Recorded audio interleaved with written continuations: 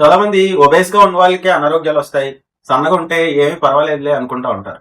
అయితే ఇప్పుడు చెప్పే టర్మ్ అర్థం చేసుకోండి. TOFI, thin outside fat inside అంటాం అనమాట. అంటే బాగా సన్నగా ఉన్న వాళ్ళలో కూడా విజరల్ ఆర్గాన్స్ అంటే లోపల లివర్ అని, మిగతా హార్ట్ అని, మిగతా విజరాక్ అంతటికి కూడా కొవ్వు పేరుకొని ఉంటది, కానీ బయటికి చూడడానికి వీళ్ళు చాలా సన్నగా కనబడతా ఉంటారు అనమాట.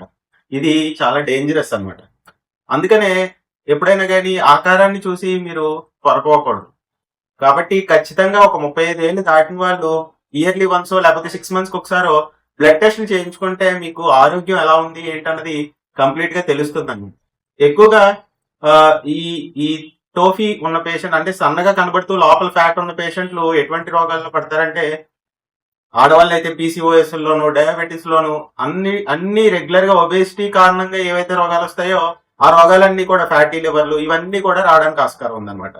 కాబట్టి అస్సలు సన్నగా ఉన్నాం కదా మనకి ఏం ఉండదులే అనుకుంటే all of sudden heart disease ఏమన్నా రావచ్చు. కాబట్టి గుర్తుపెట్టుకోండి, సన్నగా ఉన్నంత మాత్రం నా ఆరోగ్యంగా ఉన్నట్టు కాదు. ఖచ్చితంగా సన్నగా ఉన్న వాళ్ళు ఇంకా ఎక్కువ ఎక్సర్సైజ్ చేస్తూ ఉండాలి.